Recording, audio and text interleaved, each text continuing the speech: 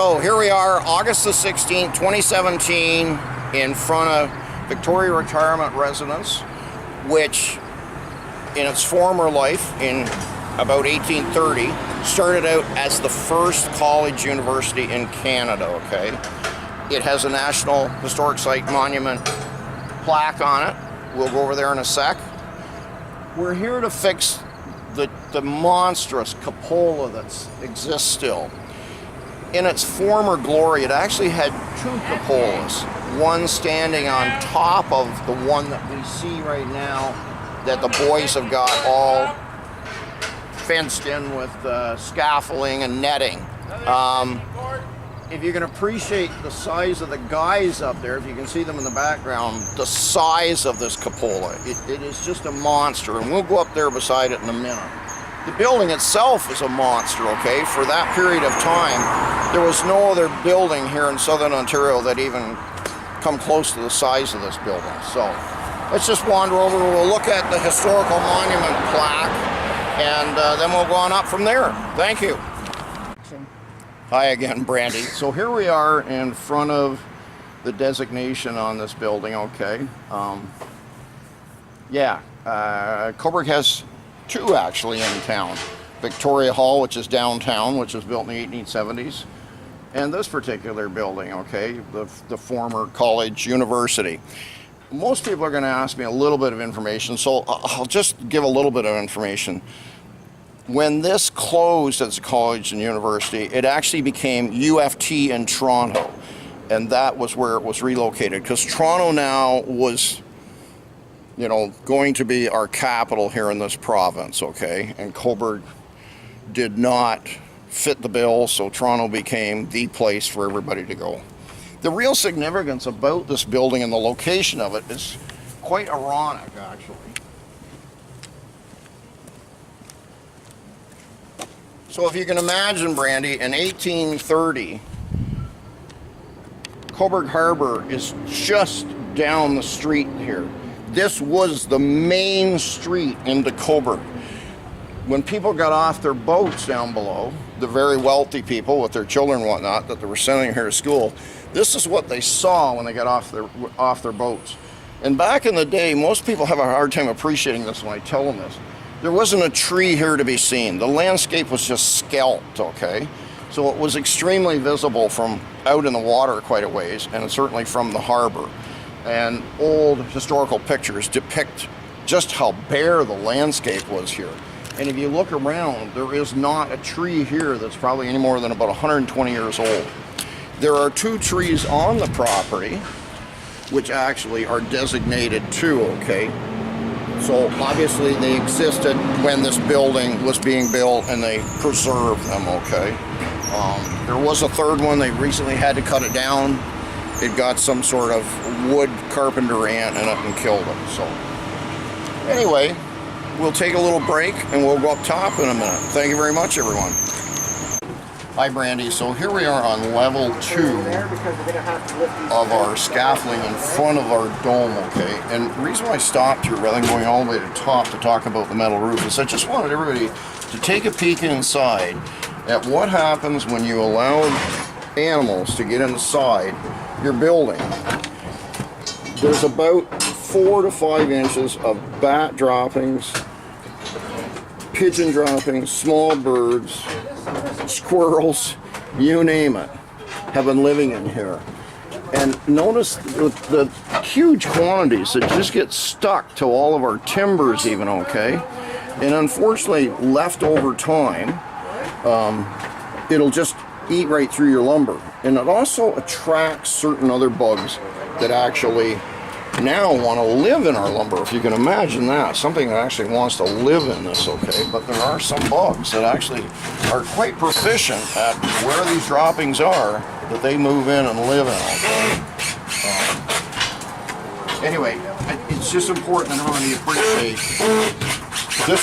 this opening above, which I will point out to everybody, only happened 3 years ago. This is just 3 years of neglect. I'm sorry to say that, of neglect, that hole didn't get covered, so the big bulk of these pigeons that are coming here weren't allowed to get in.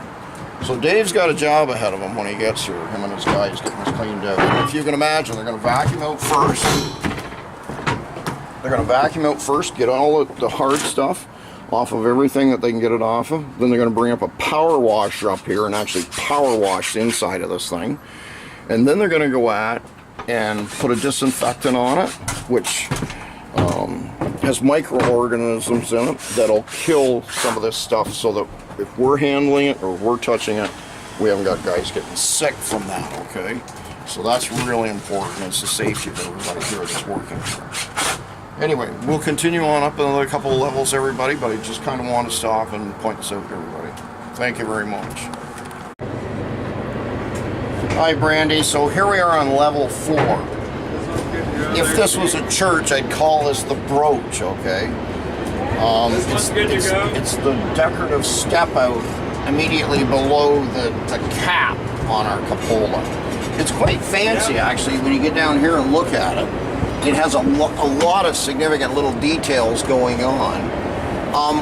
We're hoping that we don't have to recreate all of this. We know we're going to have to recreate some of it. We've been asked by the history buffs in town to try and preserve as much of the original as we can. So here's an area that we actually might be able to preserve some of this. And what we'll do to do that is we'll try and get the worst of the paint off and get it somewhat back to a good quality solid wood, and then we'll redo it again. One of the big things I want to point out to people that they really have to be careful about when they're doing these sorts of projects is, you notice the staining here of the white paint? That means it's got steel nails in it. And anywhere there's a steel nail, it's going to bleed through at some time. So we have to get rid of all those steel nails, or we have to set them, and that means drive them into the wood far enough that we put caulking on the faces of them so that no condensation, no rainwater, no anything get to the steel and then stain our beautiful new paint color. I think everybody's already heard me talk about this. I never put white back on a building. When I'm giving a choice, I never put white on. In 1830, when this building was built, the only white that was available to man here at the time was actually whitewash, which is a lime-based wash that farmers would use inside their barns to whitewash their walls. And lime actually is a great disinfectant as well, okay? Kills everything, lime, okay? People use lime-based stuff for stripping paint off of old wood, and then you've got to try and get the lime out of the fibers of the wood afterwards, because nothing will stick to it. You can't put urethane over top of it until you have it perfectly clean. So here we go. We know for sure that it was not originally white. I have no idea what color it was. We're going to do a little investigation from some of the paint samples I'll get off. It was close to white, but it was not white. So anyhow, one of the real reasons I stopped with branding was because I wanted everybody to see how poor condition the metal had actually gotten into. And why we're really here is because it started leaking. And yeah, you can see if the wind got a hold of it one day, it would just take this panel right off of it, eh? So yeah, it was time. It was time. Lots of areas that would have had metal on them to protect the wood where snow and stuff particularly would sit. Anyway, we're going to stop here now until Paul stops sawing. We'll probably go up another layer, another level, pardon me, and have a look at the scenario above us. Thank you. Let's continue on. Hi, Brandy. Here we are on level 5 of our cupola project in Cobourg, Ontario. I apologize, I don't know that I mentioned that yet earlier, folks. In Cobourg, Ontario. And first I want to talk about this, and then we're going to kind of scan the beautiful, beautiful scenery from up here. So here's some more of our reasons why we're here. Literally, it's just wore out, folks.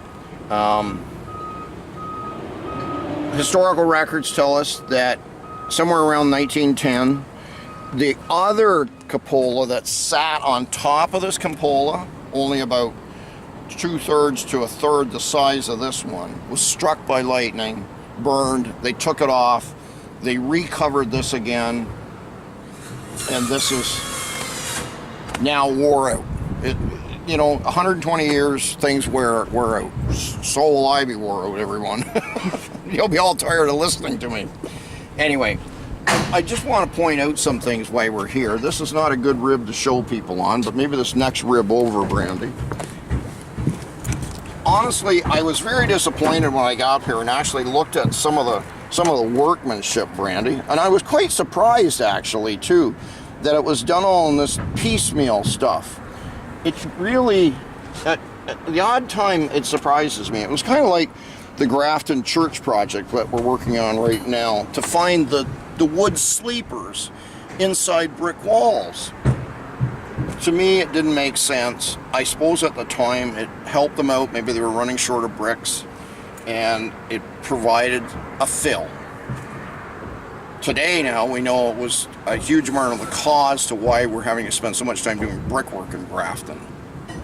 Anyway, so yes, Lee, our tin banger, which was so good to help us out last year at Kelmford at St. Mary's Catholic Church. Great job. He's coming back again, and he's going to reform all new metal panels for this out of lead copper, and we're going to recover it again. We're going to get some sort of beautiful weather vane for the top of this. We are not going to put this entirely back together the way it was almost 200 years ago.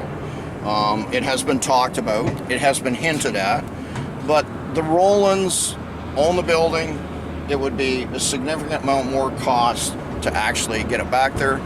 They haven't been asked, they haven't been forced by the Ontario government, because when they purchased the building, it didn't exist. This was what existed. So if at some point some local person wants to step up and put some more money in the pot, we would certainly build the other one back on top of this. So time will tell, won't it? Anyway, fascinating thing, and I just want to get Brandy to turn around and follow me here.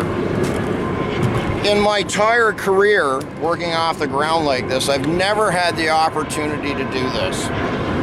We can actually see from this location, we're about 100 feet off the ground in downtown Cobourg.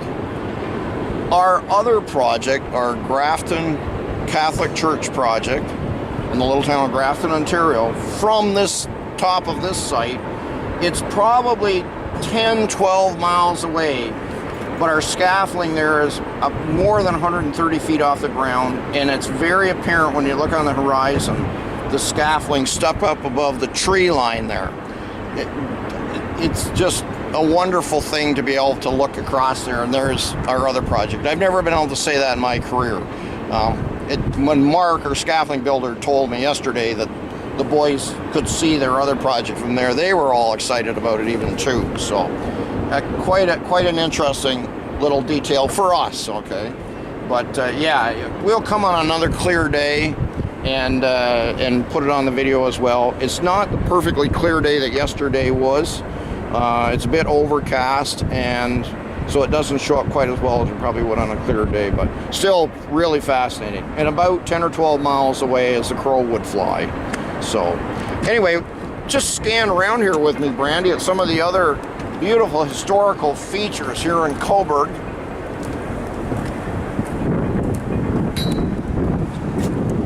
So this is the street I was referring to when we were on the ground, Brandy.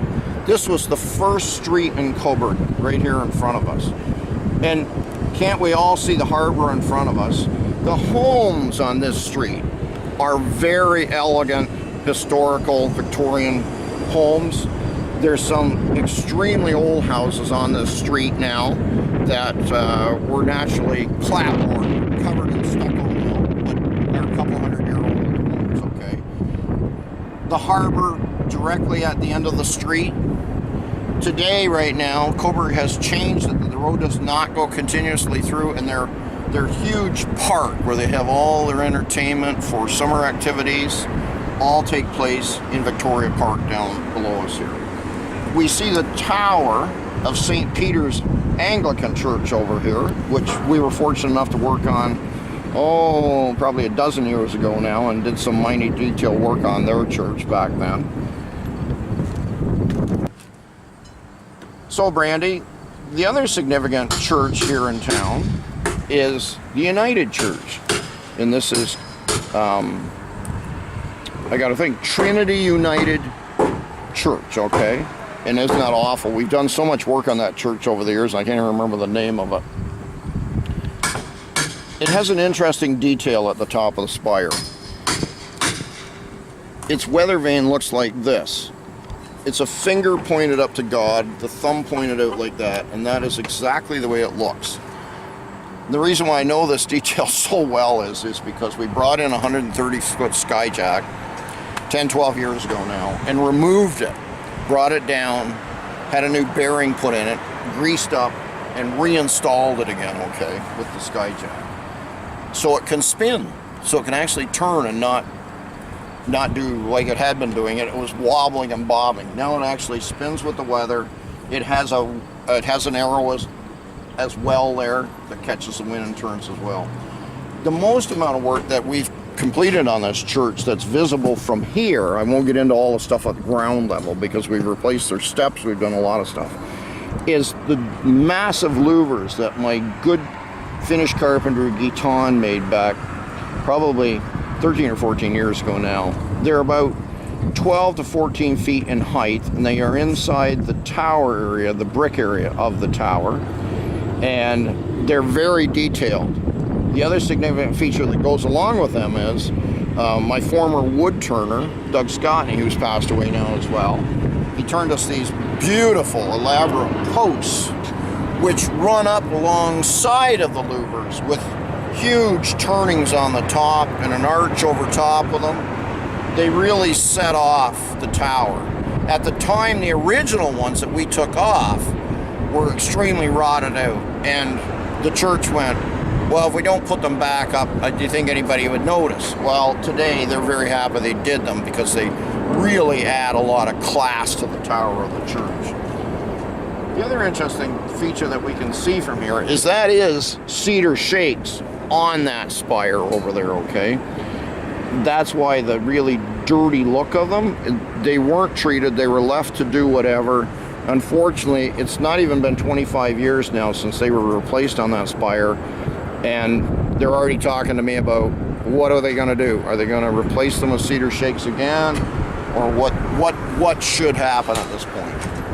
Time will tell. The other building in the background behind that is probably one of the most significant landmarks around here, okay? And it looks like a giant cupola on top of a building over there. It is larger than this cupola. It doesn't stand any taller, but it's very much more elaborate. And it was built in 1870s, and it's called Victoria Hall. And that was when Cobourg was still thinking it was going to be the capital of Ontario. Well, that didn't happen. Victoria Hall cost a massive amount of money for the town to build in the rural community, and then never really saw its heyday because Toronto became the heyday. Exactly what happened here I talked about on the ground. This college university was moved to Toronto and became UFT. Such happened with Victoria Hall. So back in the 1970s, Victoria Hall was extremely threatened at that point of being tore down. Huge amount of maintenance needed to be done on it. The most significant thing is its foundation had never been set right. It had basically been set on clay. It's so near the bay that during heavy springs that it actually was disturbing the foundation. So my dear architect friend, who's deceased now, Peter Stokes, he's been gone about a little over 3 years now, he was the architect that was hired to lead the team to save Victoria Hall. And I apologize, I can't think of the gal's name that was involved with Peter at the time, who did a lot of the fundraising, who was the driving force behind saving it, and put a lot of her own money into it. It was in the millions of dollars even back in that day to save it. What a loss it would have been to Cobourg if they hadn't saved it. When you're in downtown core, you can't help but to look at it. The last remaining church we can see from up here, if we just walk over a little further here, Brandon, is Cobourg's Catholic Church. Pretty nice pair of pronounced towers on it. As Peter and I talked about many times, we always thought that it was supposed to get spires, but it just, maybe at the time they just wanted to get the doors open and get preaching. They went, oh, they look great, and they never did spire it. So it has, on the tops of the towers, what are called battlements. And battlements in their time, certainly not the time of the church, particularly if you go to Kingston or into Europe or whatever, battlements were built so that there was a floor level, approximately about this height, the floor level. The battlement would be up to that height. There would be a cutout between them, as you can see on the tower over there on its battlements. And basically, guys with guns would sit up there and could shoot half a mile away from up there at the incoming enemies. So that's why they were referred to as battlements. We don't see them very often anymore in Ontario. They're a big maintenance problem is what they are, battlements. Quite a nice feature though, quite a nice feature. You see a lot of them in Europe, but not here in Canada. Anyhow, that kind of concludes today, folks. I hope everybody's a little bit more informed, and it's been great having you here. Enjoy your day. Take care. Morning, Brandy. So here we are this morning, back in front of Victoria College, University, whichever you prefer. It has insignia of college, but I understand it was also a university. On August the 28th, I want to say July, why ever. August the 28th, 2017, in beautiful town of Cobourg. And I say that quite literally because Cobourg is a really beautiful town, and some of the homes across from Victoria College are quite regal, to say the least. Anyway, we're here again to kind of do a little catch-up on where we're at with this project. I apologize, it's been a couple weeks. We now have the entire cupola cleaned out of bats, pigeons, and everything else, and all their left behinds, and we're going to go up and have a look at that. We had it washed out, so everything's pretty wet, and so we've put some screens in front of the giant louver, or the giant ventilation louver holes here, to help facilitate that air movement through there and get it dried out, because we're going to put a new roof or lid on top of this dome or cupola.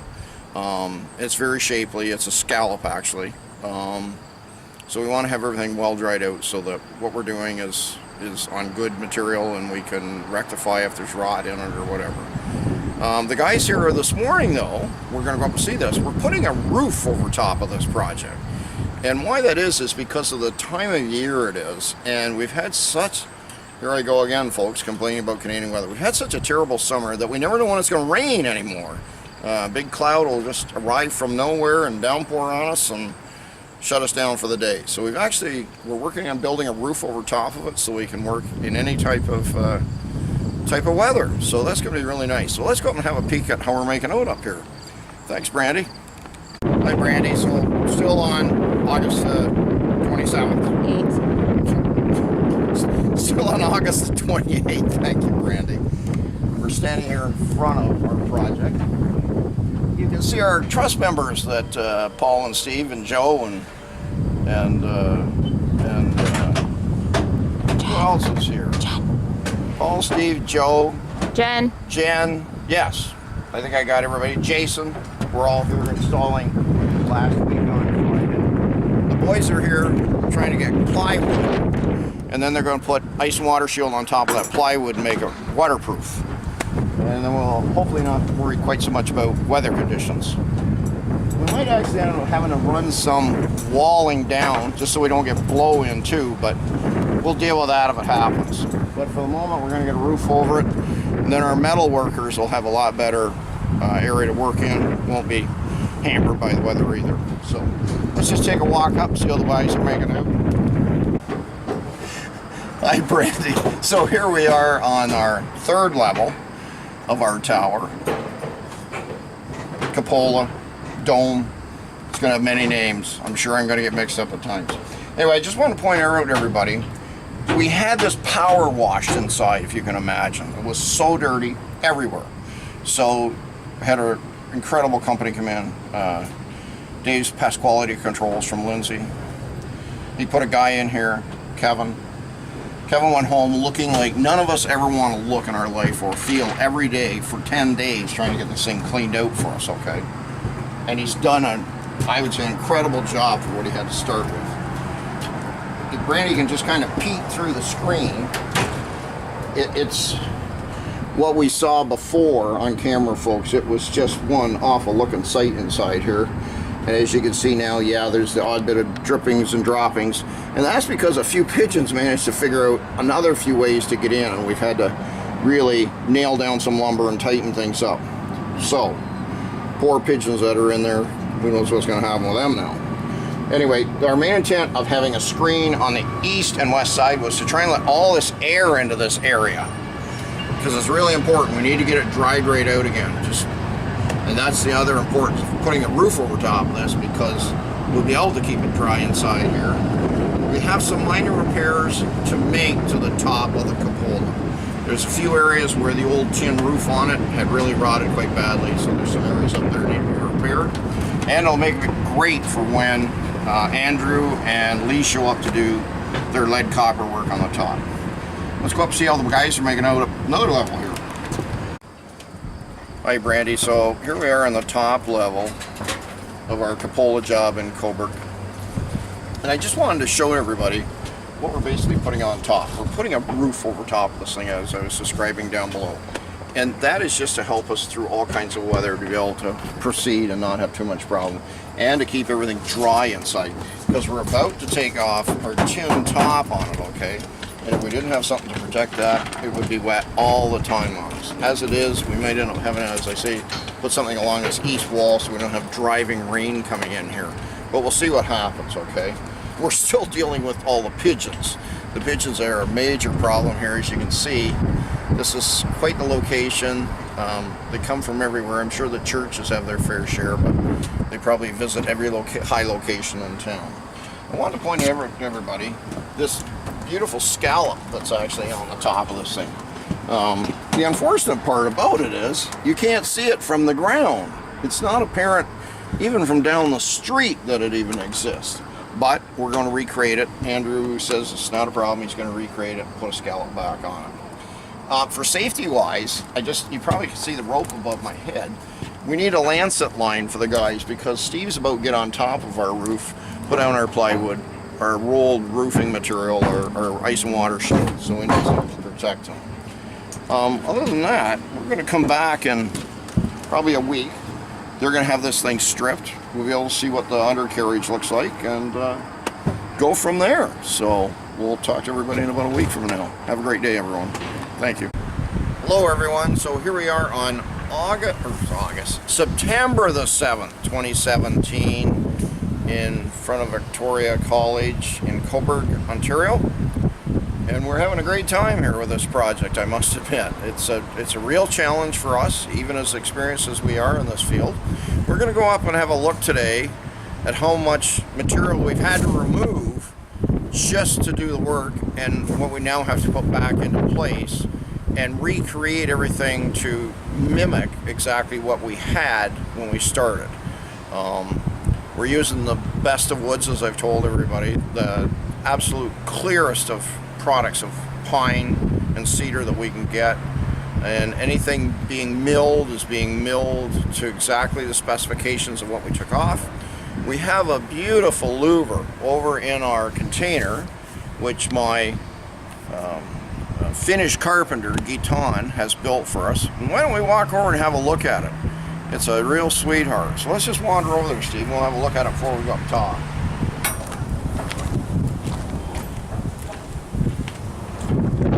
So here we are, kind of in front of the paint department, actually, Steve, where Jen's been doing most of her work, our one girl on site here, and she's been stuck with the job. I think she enjoys the job of painting. So she's been priming everything pretty busy here. Here's a good example of how clear the lumber actually is that we're using. This is Western red cedar, and as you can see, we got about an 18-foot board, and there isn't a knot in the board even. And people might say, well, that would only mimic the quality that our ancestors put up here. No, that's not the case, actually, folks. We have found that a lot of the lumber that was used here is pretty second quality in my estimations.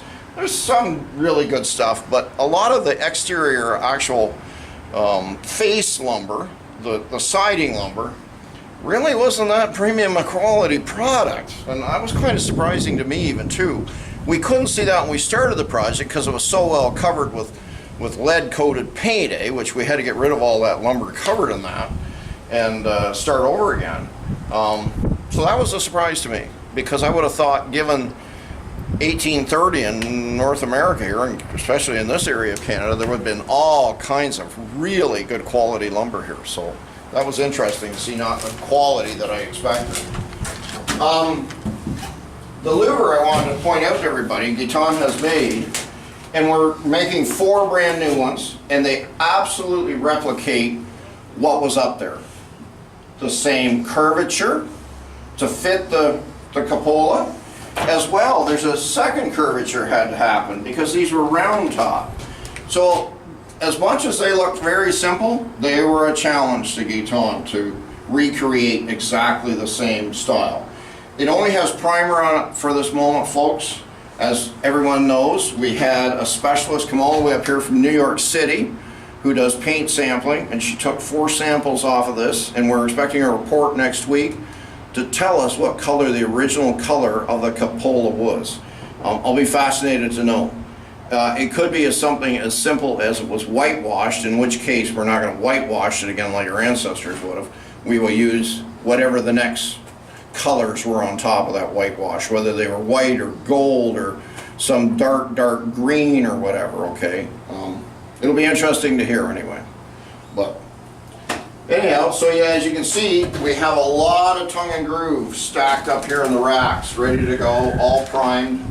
As soon as we know the color we're going to get at, put 1 coat of paint on it on the ground, so we know that we've got it all well covered.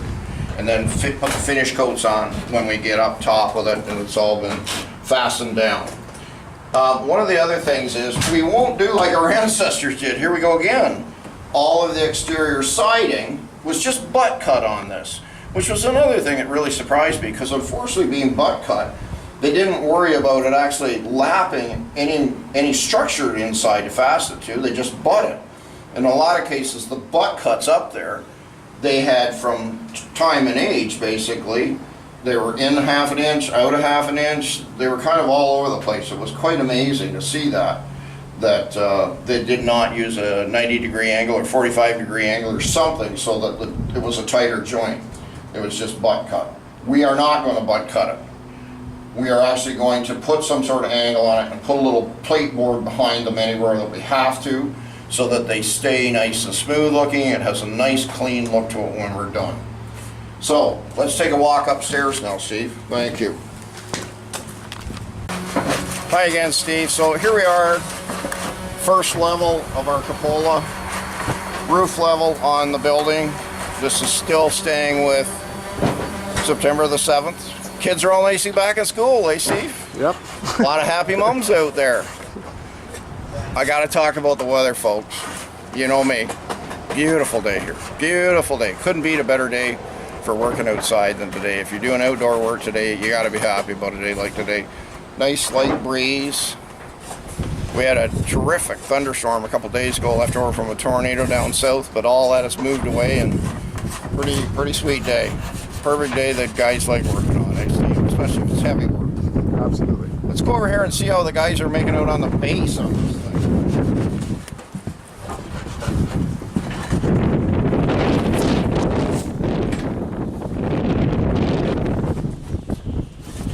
So Jen and Jason have had a pretty big job here, Steve.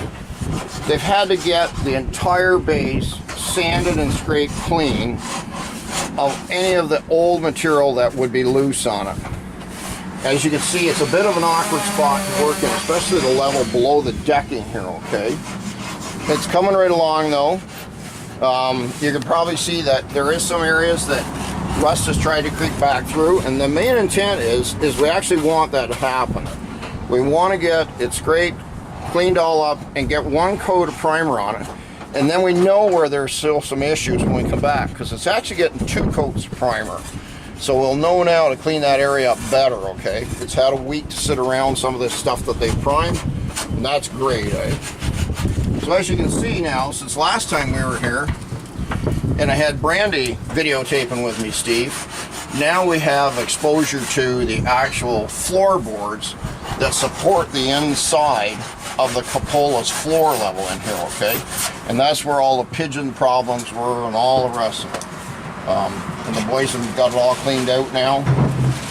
Our cleaning crew that came from Lindsay, Dave's pest control, they weren't able to get in these areas right here where my hand is. They just weren't able to get in there because they couldn't see it from inside. So once yourself and Paul got the outside of this thing stripped, we were able to get the last of the pigeon stuff out, which, believe it or not, folks, amounted to a lot more pigeon garbage and a lot more bat garbage coming out of here. So I think that took a couple days almost, didn't it, to get it cleaned out properly. We've had some good winds, helping to dry things up, helping to purify things too a little bit, so that everybody hasn't got to smell that lumber, because that lumber, it will never get rid of that smell of the droppings in it. It just will never dissipate entirely. But the wind is helping to get rid of that fact. Keeps all safe too, by the way. Just peek around the corner here at what Jen's doing, Steve. Oh, it's Ian. Hello, Ian. How are you, bud? Tom. I heard you were slight enough. I thought it was Jen. Jen's got pink on today, though. She always wears pink. Come here. Hey, Jen, imagine that. I made a mistake like that. He's got hair on his face, eh? I can see how you did it. Oh, my God. Well, it's a slow process, Ian, but it gets done. It's done proper. It gets done. Yep, yep. We can see, guys, how much material Ian, Jen, and Jason have to get off here. We've got to get that rusty old brown stuff off, eh? That's the stuff that we really got to get rid of, because it's just going to keep coming through if we don't. So between just literally hand scraping it like Ian's doing, and then sanding it with an orbital disc sander, it comes off pretty good once the sander gets at it, though, eh, Ian? Sure does. Not a problem. Not a problem. Let's peek around the corner here. Jen, that looks great. Thank you. Wow. That looks just great, Steve. Jen's got it nicely cleaned up here. You know, you can see how clean we can get it, eh? So we're starting over again with a nice surface. Put the primer on. Bond great. And as we saw on the other side, if there's a little spot that still needs cleaning up, we can go back and clean it up, eh? Wonderful. Way to go, Jen. Thank you. Way to go.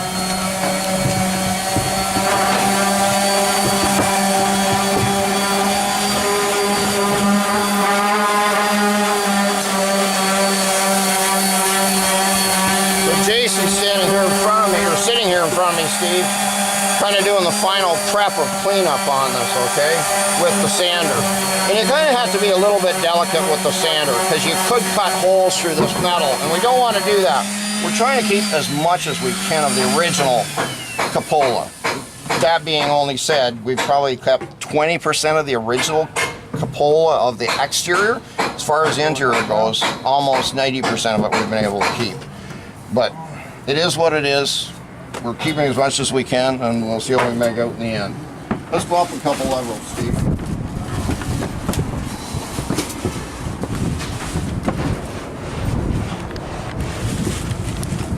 So hi again here, Steve. So here we are on level 3, okay? I just want everybody to look inside, just to see the construction of this unit, eh?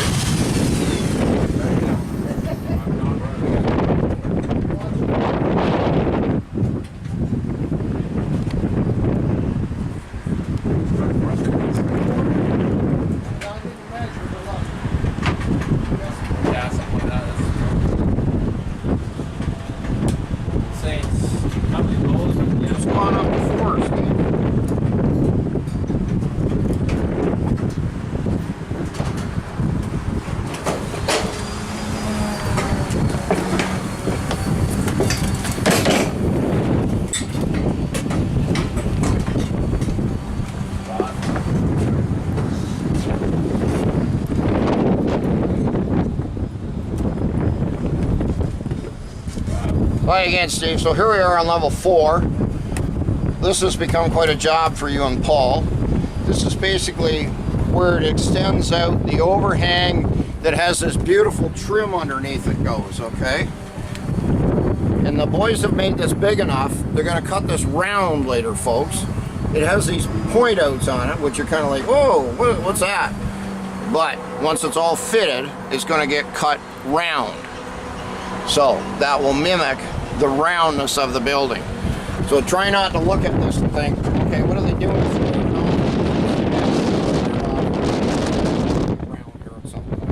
So, anyhow, we're not worried about stuff like this. You're gonna see this on the camera, but we're not too worried about this. We're actually gonna add some more structure to this again, okay? And secure it all up. We'll put pieces in between them, new blocking and whatnot. If we got into doing too much of that, we might as well replace the whole top of the dome. And that was not the intent. We're supposed to try and preserve as much of this as we can that's original. So we're doing that. Anyway, this has become the biggest project to this point on this unit, was replacing this shelf. I'm going to refer to it as a shelf, which protects all that beautiful trim. The top of the dome, which we see here, as well as this shelf, are all going to be covered in lead copper, as well run underneath here, up next to our trim. So, it'll look beautiful when we're done. Anyway, let's go around here and I'll just have a quick peek at how Paul and Bob are making it.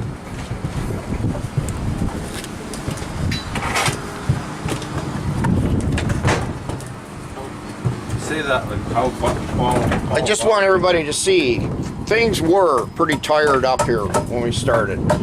It probably did not have tons of life left in it. Would you say that, Mr. Drysdale? This side here had no life left in it. There's the answer from Mr. Drysdale. Had no life left in it. This side was actually starting to move, and that's why we were seeing things fall apart on this side below this level, okay? Because it was so tuckered out from just years of wear and tear, Neglect. water leaking, yeah, birds, Pigeon crap and water. pigeon crap, water, bats, squirrels, yeah, you name it. Anyway, it has been the only real problem that we did not forecast, and I'm grateful for that. That was the one and only that we didn't see coming.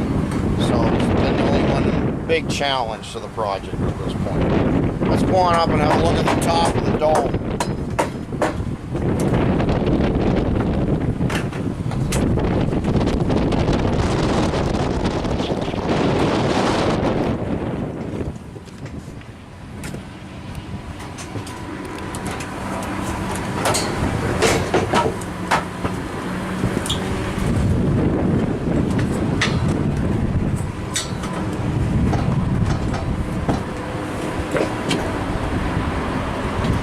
So here we are on level 5, Steve. We still have another level above us, but we don't need to go out there for anything, because really the only thing that's going to be on the next level where our roof is, that you can see the boys, including yourself, built a pretty elaborate roof to keep this thing dry and out of the weather. Because once we expose the top of this dome, we would have had all of our nice curved material getting wet, and we couldn't afford to have that happen. You'd never know with this old lumber, after it's been dry for 200 years, what it's going to do.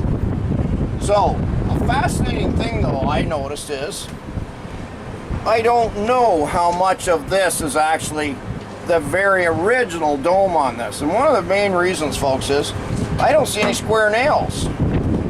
These are all what we refer to as wire nails nowadays.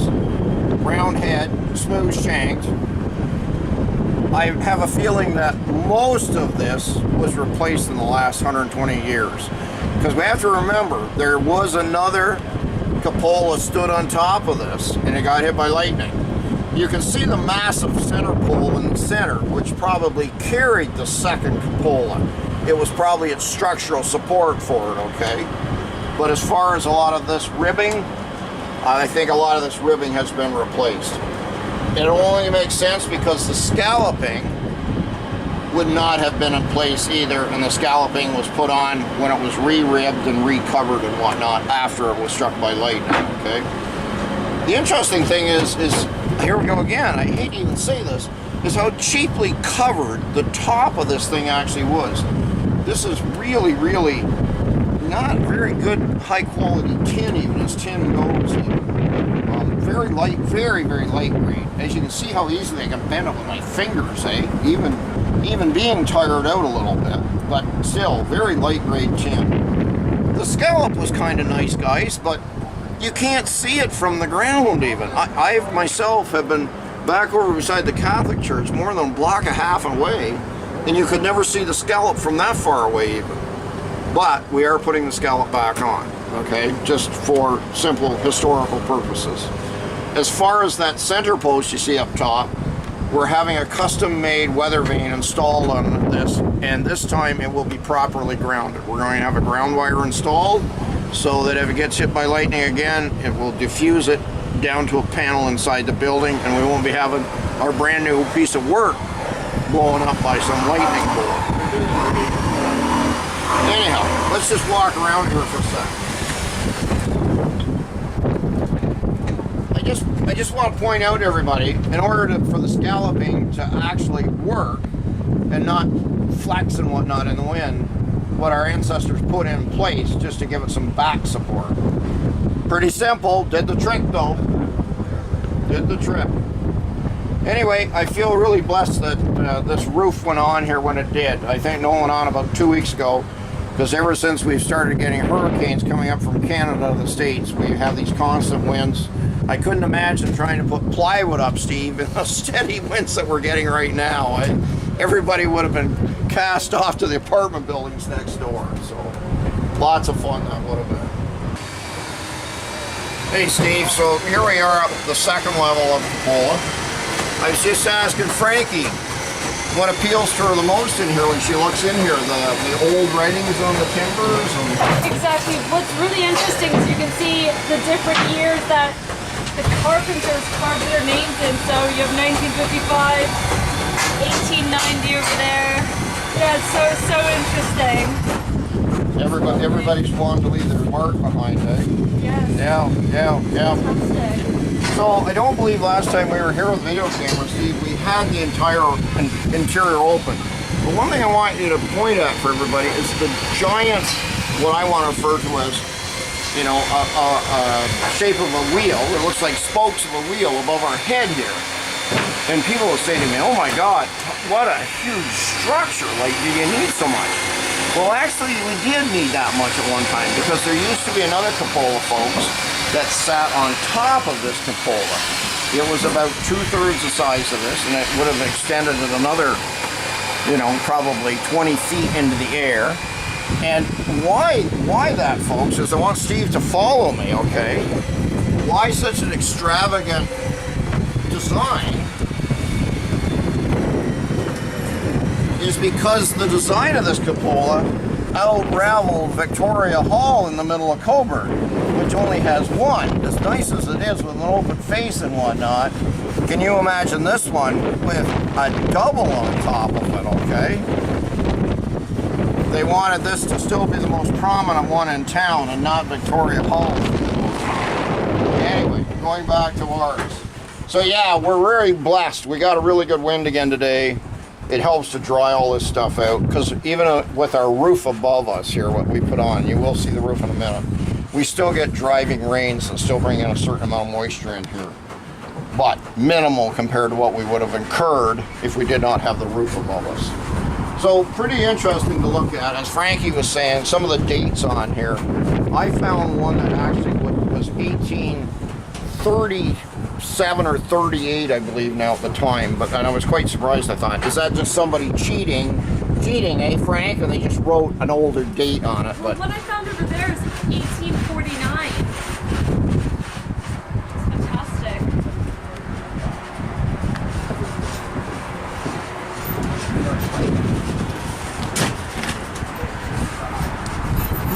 so there's not much plans for inside here, folks. The membrane that's inside seems to be doing a fairly good job. We're probably not going to touch anything there. This membrane though right here, folks, that you can see is kind of petered right out. It's actually petered out because of all the pigeons roosting in here. You know, they're biting in with their claws, has tore it all up. And I believe the guy running the camera, Steve, folks, is going to be the guy probably redoing all these edges in here with ice and water shield to protect that. And we shouldn't need a lot of protection because remember, our new exterior is going to fit much tighter. So we're not going to get a lot of infill water coming through everywhere. Even that louver design is quite surprising.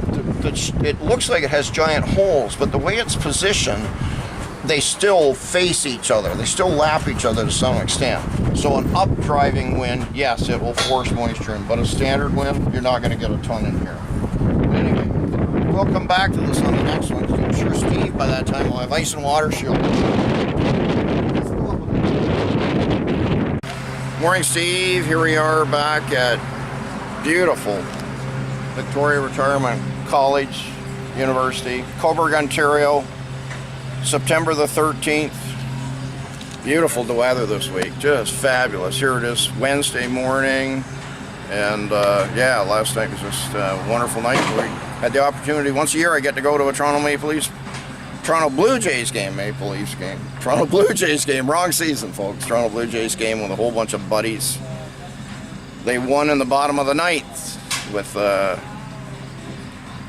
2 on base and hit a 1 to right field, and everybody came in and scored on an error. So they pulled it off in the bottom of the ninth and won the game. It was kind of exciting after such a dull game to start. So anyway, there's my fun for the week. So hopefully everybody else has been having a great week. Things are really progressing right along here for us. We're moving right along. The weather's been appropriate. Our roof that we put on top has been wonderful for keeping things dry, so we don't have to wait daily for things to dry out and keep on going on with the project. I see our guests have arrived this morning. Mark Rollins, co-owner with his dad, Morris Rollins, have arrived, along with Kiki, our gal from the ACO in Toronto, who wants to tour the site to see how we're making out. So, but we'll maybe go on up top and have a quick look till they yell at us. Okay, so let's just go on up and see, have a peek, see what the guys are making out. Hi, Steve. So here we are, ground level of the cupola. I just stopped here momentarily. We've set up a chop saw here. We're trying to put up as long a length as our tongue and groove as we can. We can't buy it at a reasonable cost without buying various lengths. And even our ancestors did not have full-length pieces on this, as I showed everybody when we started this project, which was kind of surprising given the size of trees at that period of time, that they even used random lengths. So if we do it again, we do it again. We certainly, though, are going to 45 or 90 our ends. They just butt cut it. And of course, over time, they were kind of all over the place, the ends, but we're going to make it a little tighter. Anyway, we're just going to go inside here, Steve. You just want to follow me with the camera going. Have a look at our base that everybody's looked after.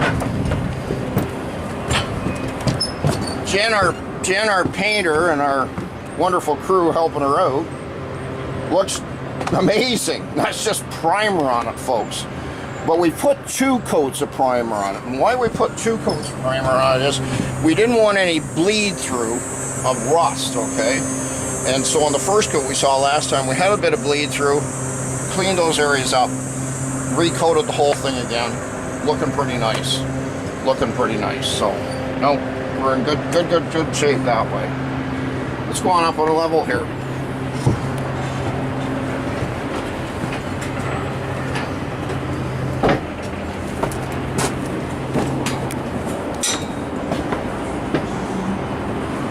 So we still have a few things here left to do, Steve. We still got some membraning to do, ice and water shield.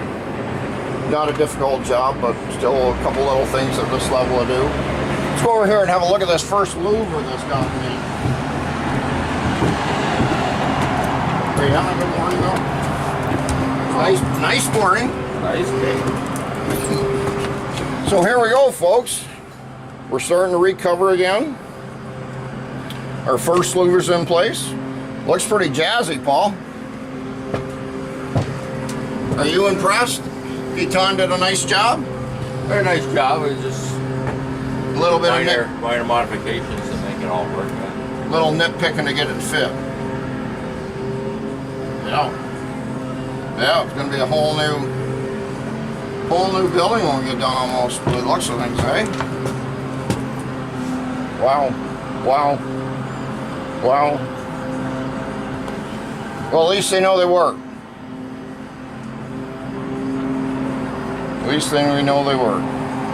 Let's go on up a couple of levels, Steve. We're gonna have a look at the top of the cupola.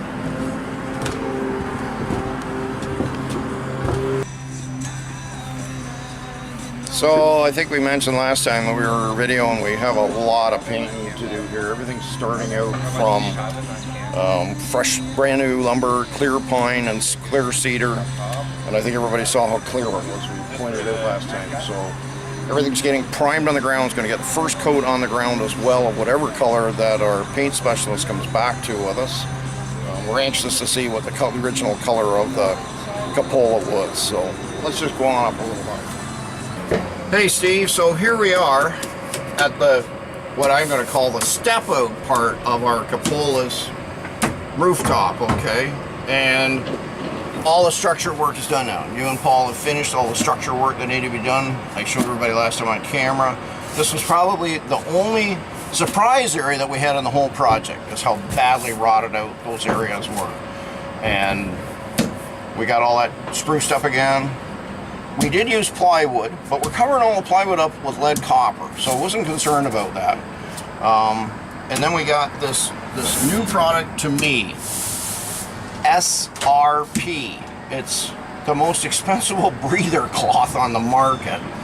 We're using it at our project in Grafton on the Spire, and so we're trying this product out.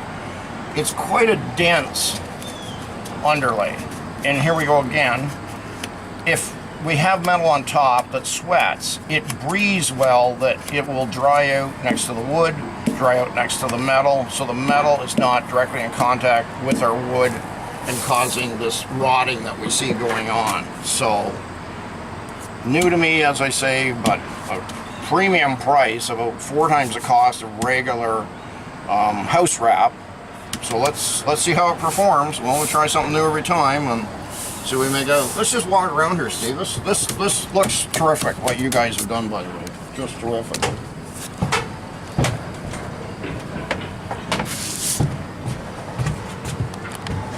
So we can see how high up Paul has come here with all your new tongue and groove. See the top of our louver. What were the louvers again anyway? 13 feet, Steve? Pretty close. About 13 feet in height, 4 feet in width. And as I talked to everybody about it, Giton had quite the chore building these louvers, as you can see, Steve. Not only do they have to wrap basically the roundness of the circumference, which is round on our cupola, but we also had a round top on them too. So that was a bit of a chore in the shop. As simple as they were, the rest of it, to build the structure of them was a bit of time-consuming stuff, but he pulled it off marvelously. That's a pretty darn good fit on a building like this. That nothing on an old building like this is perfectly round ever. They just weren't. And our ancestors would infill with trim or putty in their case rather than caulking like we would use today. So it's coming right along though, guys. Coming right along. Yep. And naturally, we have our lovely roof over top to keep us dry. I keep telling everybody about it, but our roof over top has been tremendous, eh? We haven't had a lot of rain, but it's a lifesaver. Absolutely. It's a lifesaver. Anyway, we have some guests today. Thanks very much for everybody for being here, and just have a great day, and we're going to enjoy the sunshine too. Take care now. Wonderful. Morning, Steve. Here we are back at our big project in Cobourg at Victoria Retirement Residence. She's a beaut. She's a beaut. We're coming right along. The cupola's slowly getting reclosed back in. We're expecting our lead copper guys this week to put a nice new roof on it for us. We'll see that in a minute when we go up there. I gotta tell everybody why I have no voice. This is the 12th day of heat above 30 in September, and I've finally lost my voice from the heat and not sleeping well at night, I guess. That's the way it goes. You can see how stagnant the air here is. Even the flag is not moving again today. The weatherman tells us, Steve, we're going to be at 40, 41 with Humidex again today, so that's 4 days in a row at 40 with Humidex. I think everybody's had enough. They're telling us Wednesday this week we're finally going to get some relief. Today is Monday, by the way, folks, but Wednesday we're finally going to get some relief from this. We'll all be blessing it when it arrives. It's just so out of character for this time of year. Anyway, we're a little held up right now. We're just picking out small stuff. We're waiting on some capitals that we're having custom built. Our shop is full of stuff right now, so we've had to farm it out to someone else to have the capital tops built. We'll see that when we go up there. But otherwise, we've made pretty good time. Something new this morning, well, we have the paint color on site of what the cupola is going to be. So we're going to have a look at that when we get up there to see the color that our paint specialists from New York City, when they took the chips off of the cupola, were the actual colors of the cupola back in the 1830s, 1840s. And we're going to replicate that color again on it. It's an odd color, might I say, odd color, folks, so be prepared.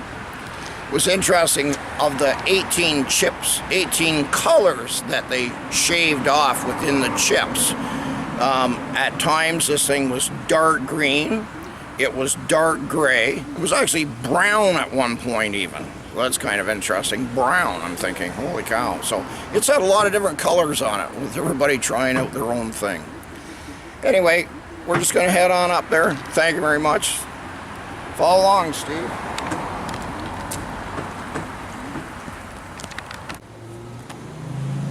Steve, here's another one of Guiton's beautiful louvers that he built for us. This is the last of the 4 to be installed.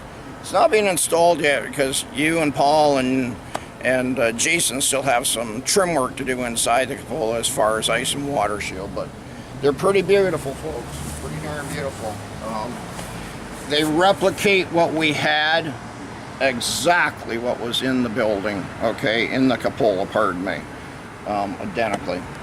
Everyone, please excuse me if I miss words this morning. I'm just hopefully feeling better by the next time we do some recording, Steve. Anyway, let's continue along then. Hey, Steve, so here we are, first level of the cupola. 9 o'clock in the morning. Usually beautiful breezes blowing here off of Lake Ontario, you know, only half a mile away from us at most. Dead still here this morning. Look at the Canadian flag, Steve. Just absolutely just one of those days. I'm going to tell everybody, don't overdo it. Go home a little early. Take it easy. We're going to have cooler weather by Wednesday, Thursday, they're telling us, so thumbs up to that. Hopefully happening soon. Our new paint color is right in front of us, Steve. Just walk over with me. We're going to have a peek at it.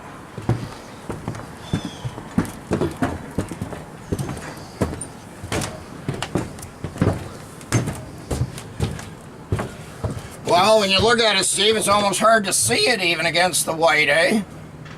It is. It's a bit of a cream tone. I don't know if Jen has two coats on it yet, but it's certainly a different color than a lot of people are probably going to be expecting.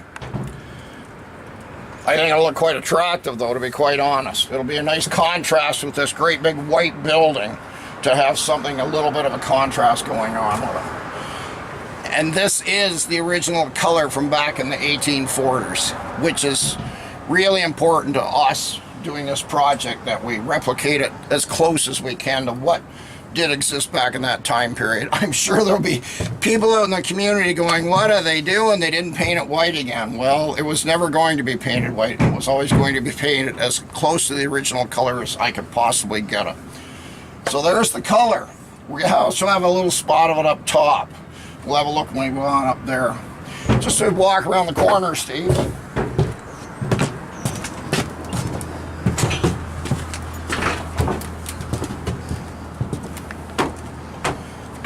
So Paul and yourself, Steve, have been busy at these capitals, and we'll see it on the next level. The tops are on them.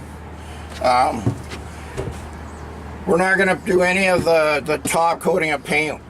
Our new color. Why this heat is here? It's the wood is actually sticky to touch even right now. So we're going to wait for it to cool down later in the week before we do any painting at all.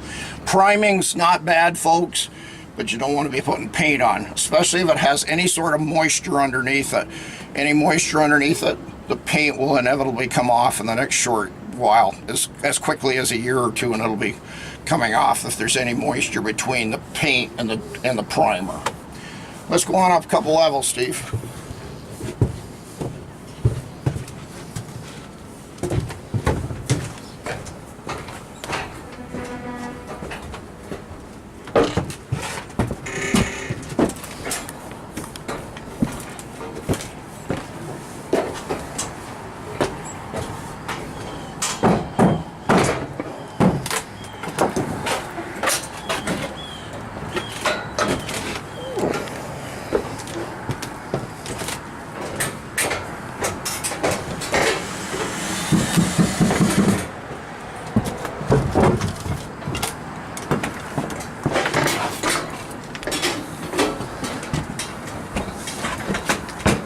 Morning, Mr. Drysdale. Good morning. How we doing?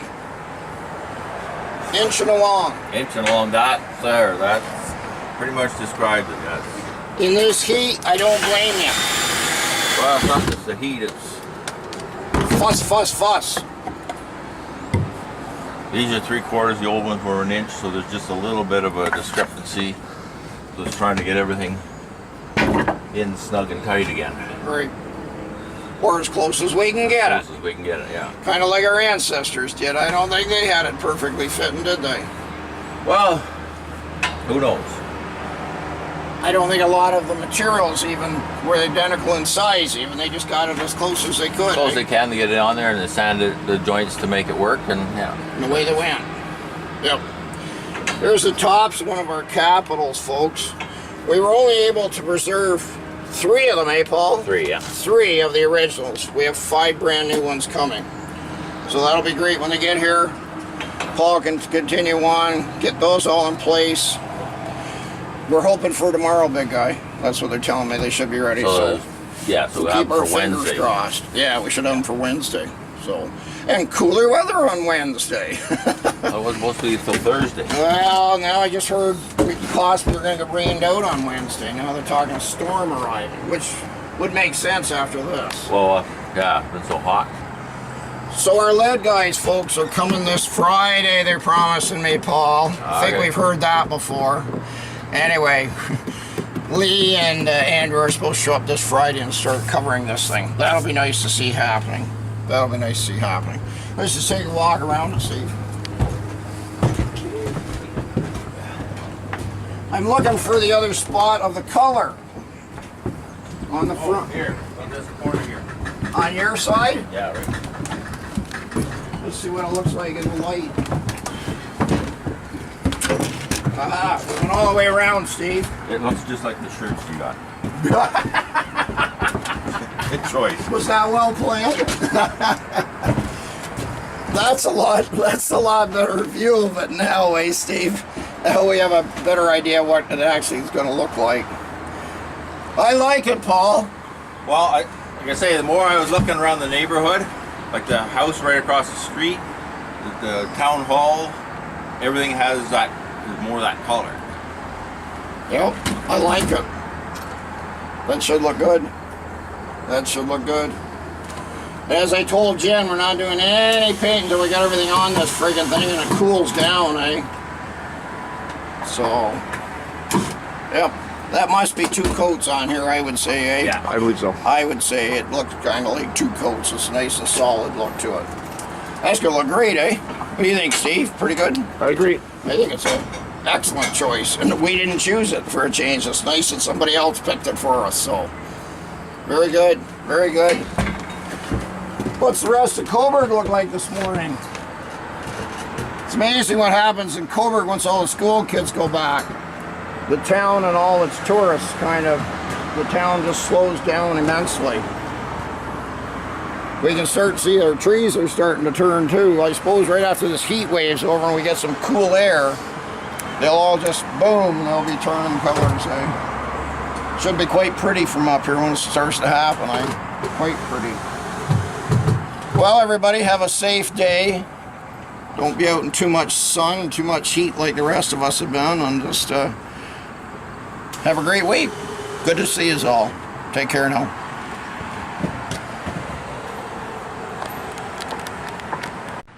Morning, Jen. Good morning, Tom. Here we are back at beautiful Victoria College in downtown Cobourg, Ontario, on what is our really fall day. It's only 5 here this morning. After just, what, Jen? A week and a half ago, we were sweltering here in t-shirts, and it was almost 40 degrees. It was unbelievable. Well, it was unbelievable, is right. And that lasted more than 2 weeks, didn't it? Yep. So here it is, October the 16th. Yes, I said that right. October the 16th, 2017. Thank goodness it's just one day of this. And guess what? We're back to warmer weather again in the 20s. So that'll be kind of nice for the end of October. Mm-hmm. Look forward to that. Me talking about weather again. Everybody gets tired of listening to me. Anyway, we're going to go up and have a look at our color of our cupola. Mm-hmm. And we're going to have a look at some metal work that the guys are doing right now to finish the cap on it. We're really close to being done, folks. If we could get our capitals, which we had to unfortunately farm out to another company because we've been so busy with work ourselves this year, that we're a little bit delayed because they haven't showed up. But hopefully they're going to be here this week. We're going to get those in place. Guys are going to get the lead copper installed on the lid of this thing, and we're done. Sounds That'll good. be great. And it looks beautiful, by the way, Jen. Your color is just A1. Perfect. So let's go have a peek. So, Hi, Jen. hi, Tom. So here we are on the first level, looking at our, I think, looks sensational lighting, just looking through the screen at the cupola, the new color. So let's go over and have a look at this new color and admire your work, Jen. And the sun's finally coming up too. Oh, beautiful. It'll be warm soon. Yeah, it'll be a lot warmer once the sun gets up here, won't it?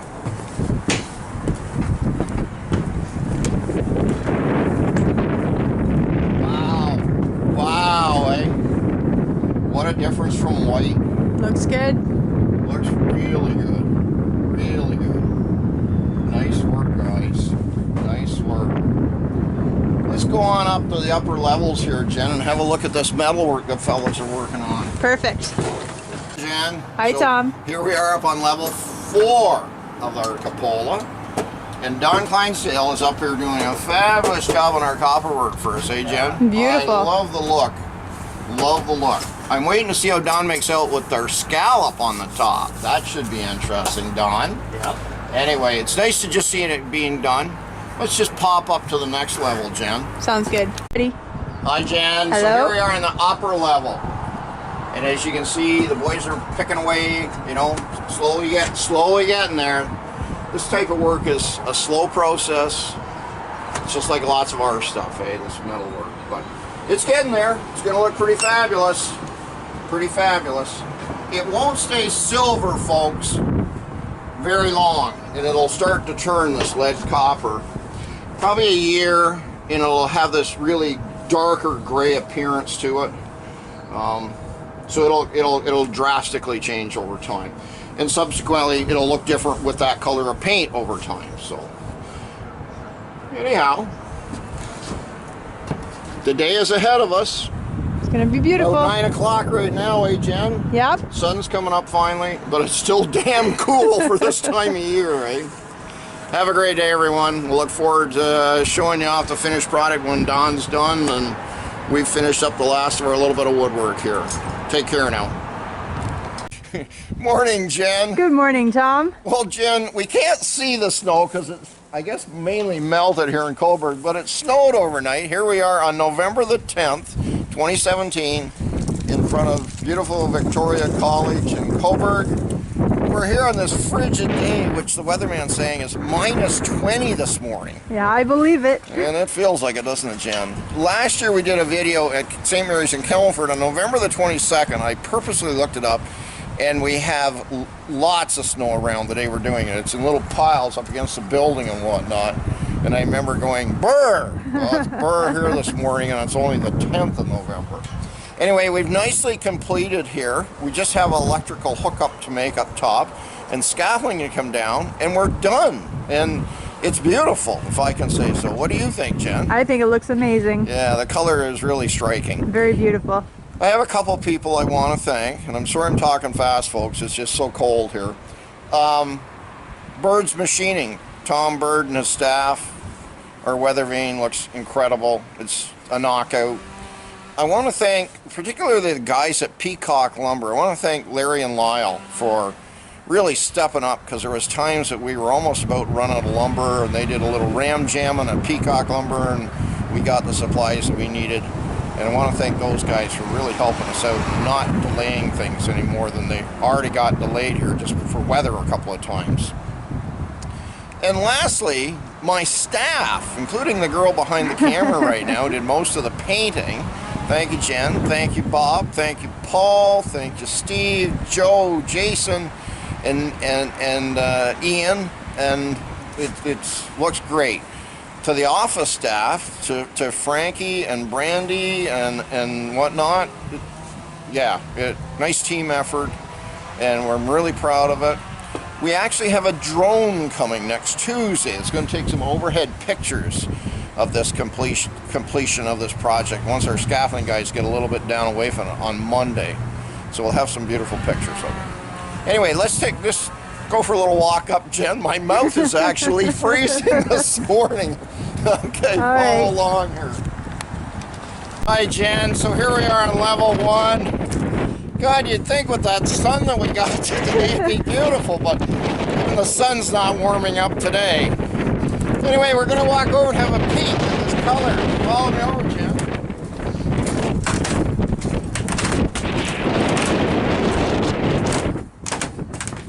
And a little more sheltered once we get inside the net. It's an interesting color because it doesn't stop changing with the light.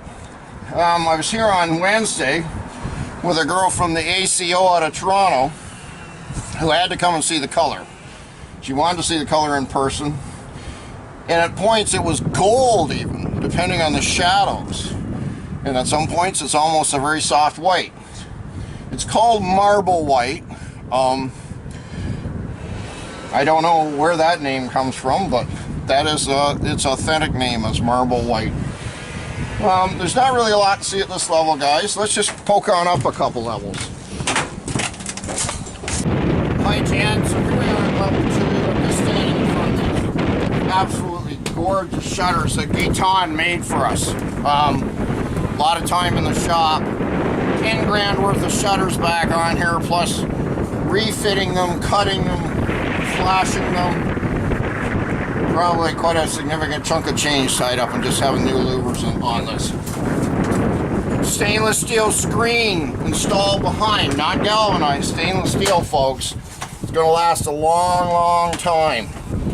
And rightfully so. We need to keep all the squirrels and bats and pigeons and everything else that thinks that should live in this thing out of it. It's taken the 4 months we've been here for the pigeons to stop coming. We now just, you might see them out in the sky a little bit, but they don't land anywhere here, which is nice to finally see. So hopefully it isn't going to get covered in pigeon shit. Hi, yes, we were just checking out our camera. The camera's in shock from the cold even this morning. It doesn't even want to work correctly. I want Jen to just walk around to the side of this louver, folks. I want to just detail how much trouble Gaetan went to build these louvers. Not only do these louvers curve with the dome, okay, the roundness of the dome, but they also curve with the top, and every board had to be made to fit that double curve. A lot of time, and a lot of talent, and I'm grateful for having Gaetan. Here he is in his 70s, and I managed to talk him into still doing some work for us now and again. So kudos to Gaetan for this one again. Thank you. Let's go on up another level, Jen, before the camera freezes. Again, Jen, so here we are in level 4. right where this little skirt detail steps out on the dome's cap. It's quite a nice detail actually, and we did something to change this detail. The detail used to be perfectly flat here. We've put a slope on it this time to stop all that water and snow and buildup from sitting here next to it all the time, and hopefully it'll slide off much easier. Unfortunately, last time the tin had rotted away at this level, letting water get back in. The boys spent an extensive amount of time repairing this, okay? Because we actually had to jack up part of the dome lid in order to get new lumber back in place. One of the other add-ons we did, that's a very simple add-on, folks, but a very important add-on. The tops of all of our capitals had rotted away here, and mainly because of everything could sit on them, including the bloody pigeons and whatever else, and unfortunately their droppings and moisture over time had rotted the tops right out of the capitals. So we have brand new capitals on here that were built for this project. They look terrific, and we have put on top of them just a light gauge aluminum product and glued it to the tops of them. So if the birds want to try and sit there, it's going to be rather greasy for them, and moisture is not going to sit there any great length of time either and allow it to get away now. So we're going to see a much improved situation here. And one of the important things for us is why we need to improve this is because we warranted our paint for 10 years. Well, this would have been the first area our paint would have been peeling off very, very shortly if we'd allowed the birds and moisture and snow and everything to sit there. So a little tiny improvement that's going to have long-lasting effects for everybody. Anyway, let's go on up to the last level, Jen, because I'm getting cold. I don't know about you. Let's have a peek. Hi, Jen. Level 5. One of our cap. And I can't help but have Jen step forward here and admire this beautiful weather vane that Bird's Machine made for us. I really love the glass balls. They really are something. And I have to relay this to everyone, folks. As big as this thing looks behind that weather vane, it's actually quite small from the street. When I try and convince this one in, it looks huge, but you get down on the street, away, and it becomes very, very small.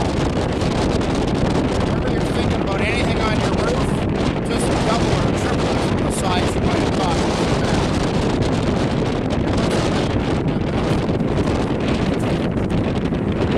I was up here yesterday, Jim. The arrow spins quite freely.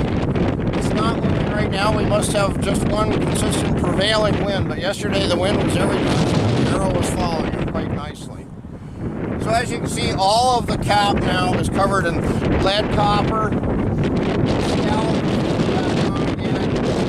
Stay consistent with what our ancestors had here. I want to look at this now, Jen, and say to myself, because I think I've talked more than enough about this, this actually used to be a double dome or cupola.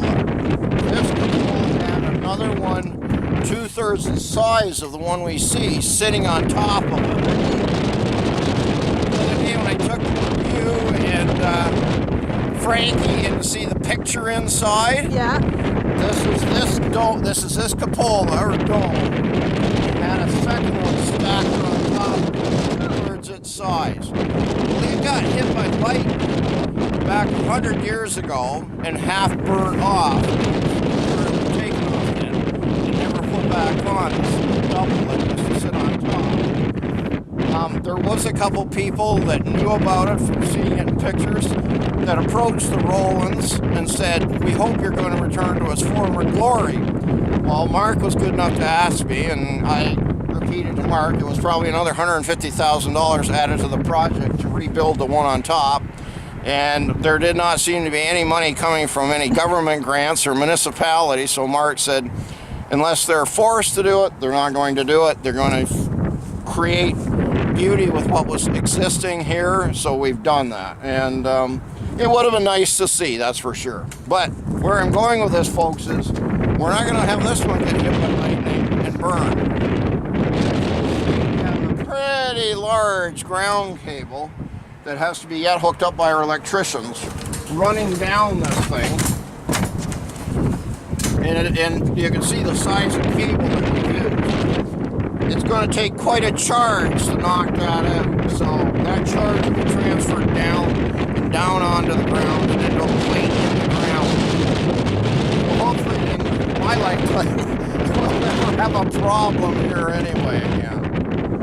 I want to go over here for a sec, Jim, and just let everybody see the beauty of this with all the leaves gone off the trees. It might be a frigid morning here in Cobourg, but what a nice bright morning it is. Off in the distance we can see a huge lake barge still plying the lake. The lake is actually quite flat today for such a cold day, isn't it, Jen? Quite flat. But they're telling us next week we're back to +7, +8 as of Monday, so the frigidness isn't going to last long. So hopefully no snow for a couple weeks yet coming. But we can certainly see our College Street, which I talked about once on video, quite clearly now, with all the leaves off the trees, and how it used to actually go right down to the waterfront, and the old wharfs were at the end of it, and people that were naturally coming in on Lake Ontario got to view this huge building in the 1840s that had been constructed here. It was probably quite a sight to see coming in on the water, I'll bet. Anyhow, enough about history. Thanks for everybody being along on this project. We've had a great lot of fun, haven't we, Jen? Yeah, it's been great. Yeah, nice to see it finally completed. So, thanks again. Have a great day, everyone, and we'll catch you on our next project. Bye for now.